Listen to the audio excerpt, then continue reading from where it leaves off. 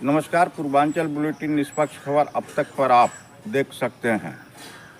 निजीकरण व सरकारीकरण से संबंधित हरियाणा राज्य के सोनीपत में एक बबीता त्यागी जी हैं, जिनका वीडियो सोशल मीडिया पर बड़े तेजी से वायरल हो रहा है सरकारीकरण और निजीकरण को लेकर के।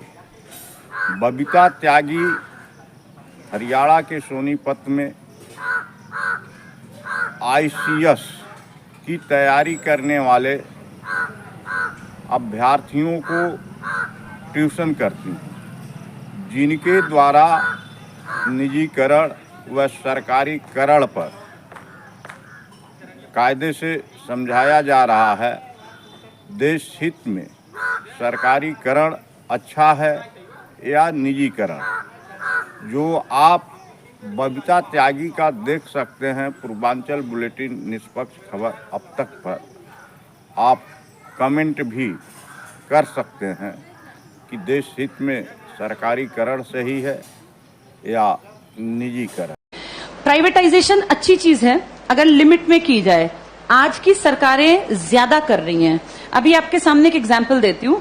हरियाणा की सरकार ने एक नया प्रोजेक्ट लॉन्च किया, अगर तुम्हें पता हो, जिसमें सरकार ने, लिखित में आया था अखबार में, सरकार ने क्या कहा, अगर किसी की सालाना आय 1,80,000 से कम है, ये बहुत ही कम है, 1,80,000 पूरे साल के, किसी को इतने से कम मिलते हैं, तो वो अपने बच्चे को अगर सरकारी स्कूल में भेजता है तो उसको 500 रुपए फीस देनी पड़ेगी।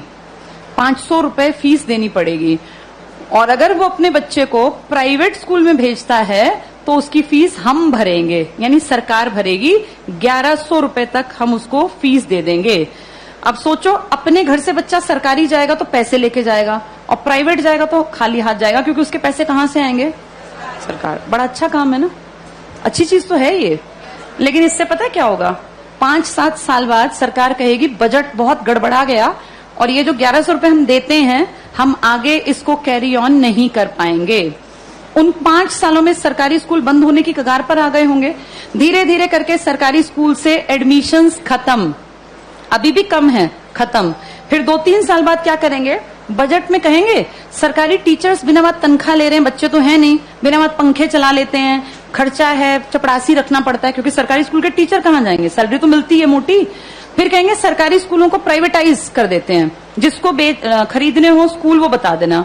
पूरे देश में इमेजिन करो, हर गांव में स्कूल है, कितनी कितनी जमीन होगी, हर जगह कुछ ना कुछ बिल्डिंग बनी हुई है। ये अरबों की संपत्ति है। किसके पैसों से बनी है ये? हमने कभी तो टैक्स दिया, हमारे माँ बाप ने, दादा ने। हमारे उस पैसे की संपत्ति को बेचने वाला कौन? सरकार। वो पैसा खाने वाली सरकार। उस पैसे का इस्तेमाल हमारे लिए थोड़ी ना करेंगे, हमें पता ही नहीं कहां जाएगा। सारे स्कूल कुछ सालों में देखना तुम, बड़े जो ये कैपिटलिस्ट लोग हैं ना, पूंजीपति, इनको ट्रांसफर हो जाएंगे। कारण यही होगा कि भैया हम तो मेंटेन कैसे करें, बच्चे नहीं आते यहां, हम कैसे करें? अब सारे बच्चे ढल गए प्राइवेट की तरफ, क्योंकि वो फ्री सोच रहे हैं इसको। वो सोच रहे हैं हमारी फीस कौन दे रहा है? सरकार।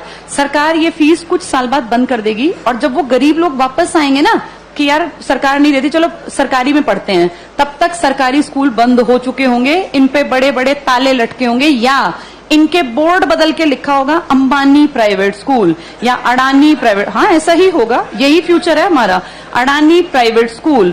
और जब जाके यहाँ फीस पता करेंगे ना, तो 5,000 मिनिमम फी है। अब बताओ, वो मजदूर का बेटा, वो किसान की बेटी कहाँ पढ़ेंगे? सब चीजें इतनी महंगी हो जाएंगी आने वाले 5 से 8-10 सालों के अंदर कि तुम्हारे देखते देखते चीजें बहुत ज्यादा बदल जाएंगी। और सरकार निजीकरण का, जो लोग पक्षधर है ना, जो कहते हैं निजीकरण अच्छी चीज है, निजीकरण अच्छी चीज है अगर चीज ऐसी हो जिसको अमीर लोग इस्तेमाल करते हैं।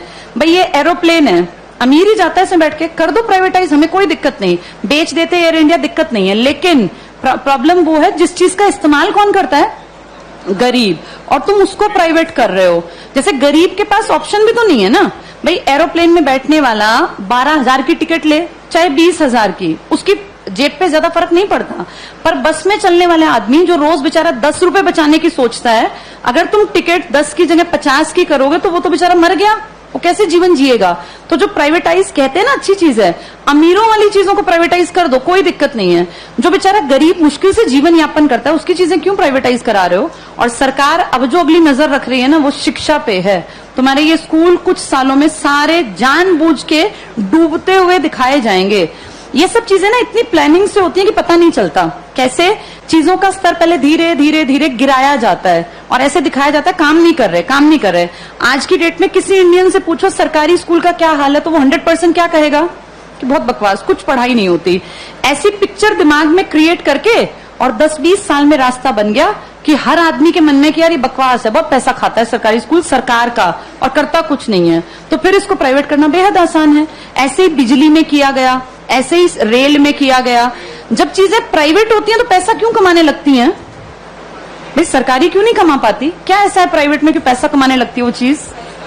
प्राइवेट में आदमियों से काम लिया जाता है, सरकार में निकम्मे जानबूझ के बनाए जाते हैं। अगर इन सरकारी स्कूलों पे time to time school inspectors आए, हर मंडे चेकिंग हो, और स्कूल इंस्पेक्टर का काम ही ये हो कि आपके अंडर जितने स्कूल है ना वो आपको मंडे ट्यूसडे फ्राइडे जाके चेक करने हैं। किसी भी क्लास में इंस्पेक्टर जाए, तीसरी क्लास खड़ा हो, किसी बच्चे को यहाँ लिख के दिखाओ, नहीं लिखना है तो किसकी जिम्मेदारी है? ये पकड़े जाएं। अगर 2 साल ढंग से काम कर लेंगे टीचर्स कैसे नहीं पढ़ाएंगे?